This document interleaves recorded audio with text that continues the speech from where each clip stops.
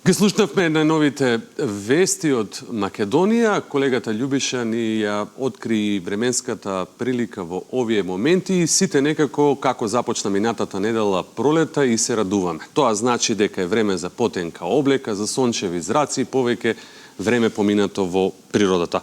Но дали ви се случило да ве изненади времето во пролета?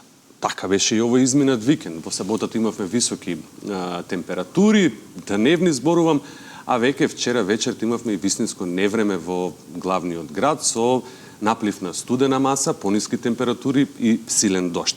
Затоа сега е моментот да разговараме за ова и за тоа зошто пролетното време е толку непредвидливо.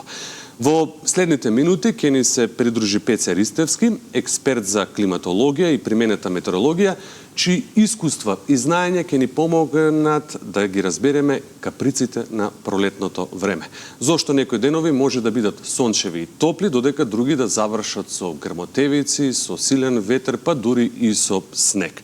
Ова интересна тема не се однесува само за нас, туку во овие денови, односно на 23 месецов, во саботата, се одбележа и светскиот ден на метеорологијата, така што ве поканувам, ќе разговараме за времето, неговите изненадувања и предвидливоста која метеоролозите се обидуваат да ја донесат до секој од нас.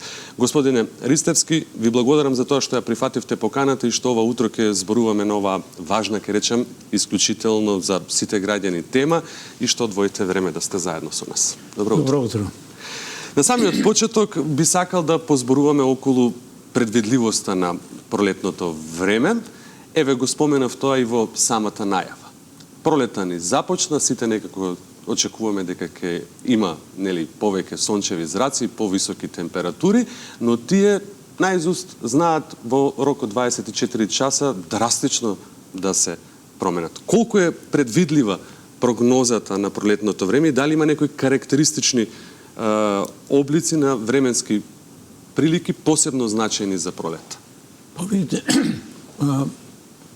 тоа се работи за брзи промени на времето кои го следат нашите колеги од Управата за хидрометеоролошки работи и други.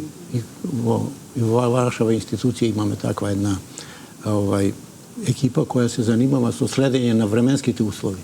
Тие временски услови се толку брзи што често пати се следат преку метеоролошкиот наблюдувачки систем, значи преку мерење и наблюдување во мрежата на метеоролошки станици во Македонија, во регионот и во светот.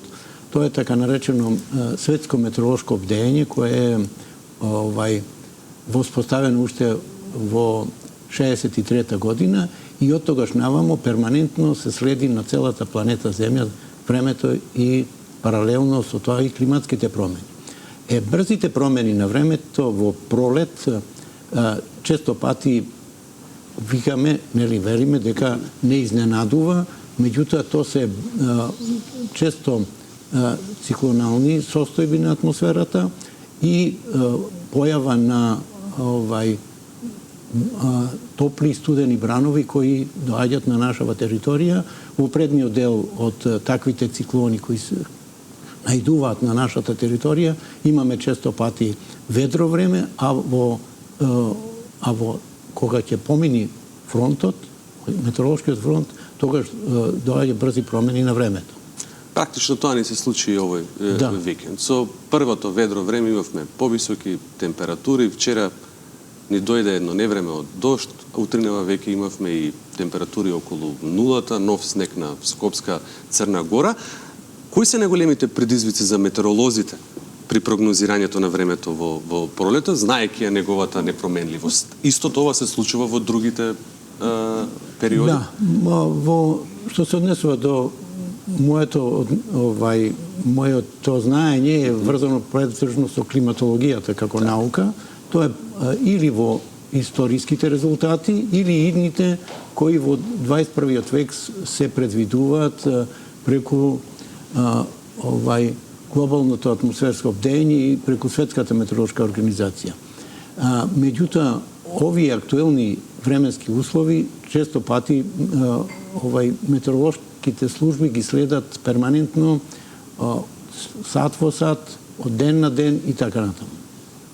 Така. Точноста нивна е иста како во останатиот период од, да речеме, летото и од зимата, или зошто ваквите промени не ги чувствуваме кога преоѓаме, да речеме, од лето во есен?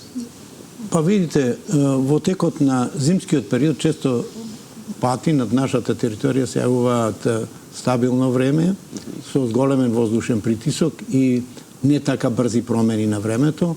Веќе со растурањето под наводници на временските услови над нашава територија почнува растурање на тој, да кажеме, антициклон кој претходно постоел од климатски аспект, меѓутоа почнува да се разигрува под наводници времето и почнува да доаѓаат промени со и друга енергија која доаѓа од сонцето, кој го поминува екваторот и почнува поинаку под наводници да зрачи на нашава територија и тука се јавуваат промените на времето. Кои се најкарактеристичните промени во временските услови што ги забележуваме во пролет? Еве, споменавте дека продорот е на воздушните маси, но ајде малку за нашите гледачи подетално што го карактеризира пролетното време? Па пролетното време, овие брзи промени што треба да се воспостават инаку во принцип во текот на зимата над северниот дел од Европа се наоѓа претежно исландска депресија, од каде се формираат воздушни маси кои носат негативни движења кон Балканскиот полуостров и Јужна Европа и воспоставувањето на азорски антициклон, климатски гледано, кој во текот на летото се воспоставува над Азорите и тој представува зголем воздушен притисок на целата територија на Европа и над Азорските острови. И се карактеризира со вакви брзи практично промени, драстични промени. До кога може да се очекуваат? Што велат историските мерења на назад овие промени? Кога последен практично е датум кога може да не изненади сурово време од аспект на тоа да очекуваме снег? Лесно е да кажеме, да речеме, да прогнозираме време за ден, два, три. На еден начин се прогнозира времето преку одредени модели и равенки кои го на некој начин ја прогнозираат идната состојба на времето, 2 дена, 3 дена, до 5 дена. На база на таа работа е формирана во Брекнел во Велика Британија еден европски центар за прогноза на времето за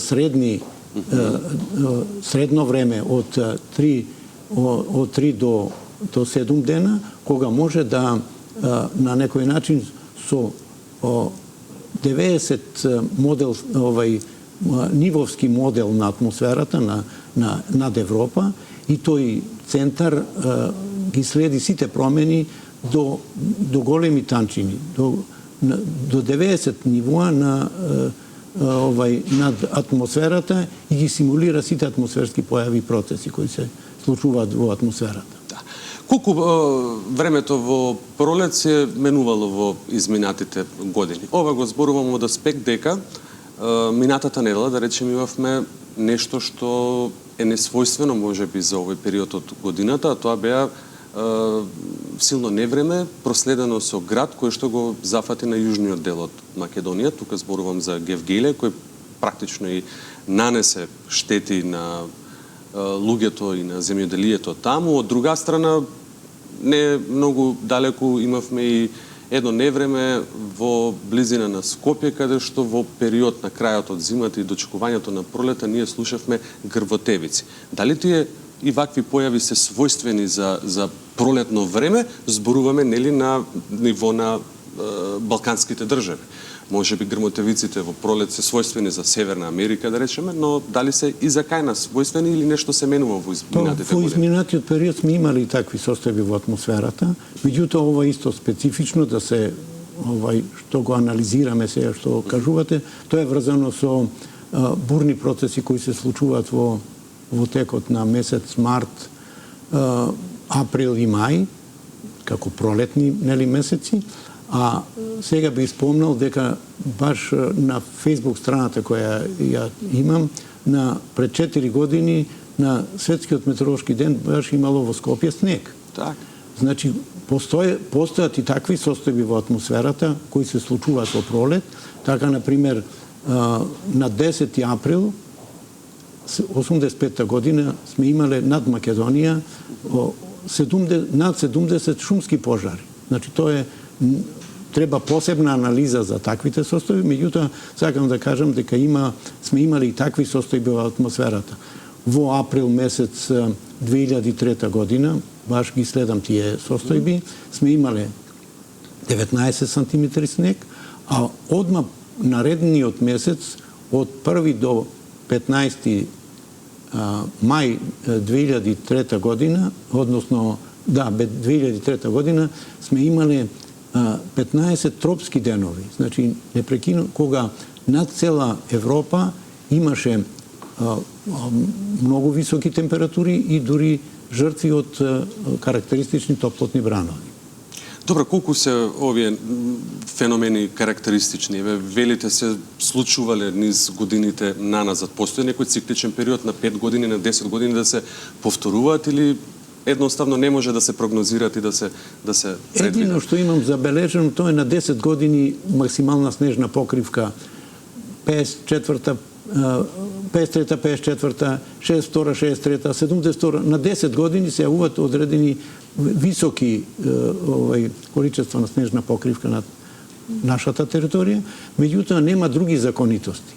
Например, исто така значајно е на 30 март 52 година сме имале тропски воздух над Македонија, а во текот на летото на 22 август највисоката дотогаш температура 44,5 степени во Демир Капија. Сегам да кажам, и не е ова нешто специфично, и изминатите периоди сме имале интересни феномени кои се значајни за одбележување. Многумина од луѓето ќе рече дека не памтиме кога последен пат во последниве неколку години зврнало снег во Скопје. Кој е вашиот коментар во врска со тоа? Можеме ли не да го очекуваме во периодов? Тоа е веќе работа, споменавте и на метеоролозите, но кој е вашето објаснување? Зошто изминативе неколку години во зимските месеци не видовме снег? Јас само ќе надодадам на она што и вие го подсетивте низ годините наназад, кога и во месец март сме имале снег. Благодарение на паметните телефони, сега и мене пред некој ден ми излезе едно известување од фотографија направена на 28 март 2018 година, пред точно 5 години, кога буквално во скопската населба каде што живеам имало неколку сантими снег. Но некако како низ овие последни неколку години да подзаборавивме баш во зимските месеци, кога најмногу треба да очекуваме дека ги имаме снежните врнежи, истите да ги имаме. Тоа е природен феномен. Мислам, врзано е со транспорт на воздушни маси кои доаѓаат на нашата територија. И циклонални движења, и тие се врзани во Управата за хидрометеоролошки работи имаме база на информации за секој ден од 50-тите години навамо и добра електронска архива преку која може да се најдат сите тие информации и законитости кои можат во наредниот период да ни послужат како историја и како одредено национално богатство и во комерцијални цели за градежништво, урбанизам, здравје и законитости кои можат да ја покажат таа состојба која има во Република Македонија. Споменав, оваа сабота се одбележа Светскиот ден на метеорологијата. Би сакал да позоруваме малку околу значењето на денот на метеорологијата. Годинава 2024. Темата е на првата линија на климатска акција. Поправете ме ако грешам. Што ќе ни кажете во врска со ова? Постојат ли конкретни, во контекст на променливото пролетно време, конкретни карактеристики на климатските промени кои на некој начин го зголемуваат или го намалуваат непредвидливите пролетни денови? Па, поврзаноста на метеорологијата и светскиот метеоролошки ден веќе постои. Од 61 година му се посветува на тој ден, кога е воспоставена донесена конвенција за организирање на светска метеоролошка организација, која е стапила на снага во 50-та година, значи фактички 3 дена пред моето раѓање, на некој начин како да е предвидено дека ќе се занимам со метеорологија. Од 61 година на некој од главните термини му е во метеорологијата му е на некој начин дадено големо внимание. Во оваа година Светската метеоролошка организација и Меѓународниот панел за климатски промени и Програмата на Обединетите нации за животна средина го има дадено актуализирано овој проблем, а тоа е на предната линија, како што кажавте, за климатска акција, која има за цел да ги стави во функција оние актуелни работи како што се CO2 во атмосферата, хлорофлорокарбонатите, водената парија и другите елементи на стаклена градина кои влијаат негативно врз климатскиот систем и се основна причина за глобалното затоплување. И на тој начин од овој аспект се гледа проблемот што треба меѓународната заедница да направи, односно државите, за да ги намалат овие емисии на стакленички газови, да не дојди до уште подраматична состојба во глобалното затоплување, односно и појавата на природни катастрофи, топлотни бранови, суши, појави на пожари на отворен простор. Па дури и можеби непредвидливоста за која говориме денеска за пролетново време да биде поизразита. Може да биде исто екстремните состојби во атмосферата кои се случуваат, да ги актуализира, односно да се намалат преку оваа работа е на некој начин дефинирана во Конвенцијата за климатските промени од 1992 година. Во Рио е донесена таква конвенција и се задолжени земјите членки на Светската метеоролошка организација и Обединетите нации да ги намалат емисиите на стакленички гасови кои се основна причина за глобалното затоплување. И тоа не без причина е формиран Меѓународен панел за климатски промени во 1988 година, од кога секоја година тој панел, околу 2000 луѓе, експерти во светот, се занимават со овие проблеми и проблемите со намалување на и причините за намалување на елементите на стаклената градина, кои се, како што кажав, основна активност за глобалното затоплување. Кога сме кај глобалното затоплување и колку тоа влијае на промените на температурите и на атмосферските влијанија кои знаат навидум да ни донесат и невидени суши, пожари, промени на температурата, би сакал за крај да ви искористам и да ве прашам за неколку совети за заштита од овакви неочекувани временски услови, но акцент би ставил повеќе на овој период, на пролет. Јас повторно ќе споменам. Во саботата излеговме надвор по кратки ракави, но веќе утрово треба да облечеме подебела јакна. Овие се брзи промени и се поврзани на некој начин со распоредот на циклоните и антициклоните кои се случуваат во атмосферата. Меѓутоа, тоа се следи перманентно во хидрометеоролошките служби, односно на ниво на Европа и што треба да направиме? Треба да бидеме прилагодени према условите. И да ги следиме. И тие да ги следиме и да не дојде до ситуација кога ваквите состојби можат и да влијат покрај другите активности и на здравието. На здравието проблеми со срцеви заболувања, на некој начин со висок притисок на луѓето, тоа медицинарите добро го знаат тие брзи промени и тоа што треба да се превземи, да не зборувам јас сега како метеоролог дека тие што се болните лица, метеопатите, да речам, тие реагираат на ваквите состојби. Понатаму во градежништвото мора адаптивност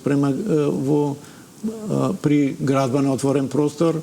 Во земеделието исто така, па во нареден период постои ризик од појава на мразеви, имајќи во вид. Значи, една широка лепеза на активности кои треба да самите луѓе и да ги следат прогнозите и да се адаптират према условите за прогнозата на времето. Доктор Ризовски, ви благодарам за тоа што одвоевте време. Ова утро споделивте важни информации од вашето познавање и вашата експертиза околу непредвидливоста на пролетното време. Ви посакувам многу успех. Ве очекуваме и наскоро овдека повторно во студиото, откако ќе ја завршите и книгата. Барем една од оние две книги на кои во моментов работите, а тоа е за климата и глобалното затоплување на светско ниво. Ви благодарам уште еднаш кој што бевте денеска заедно со нас. И јас ви благодарам на можноста да се произнесам.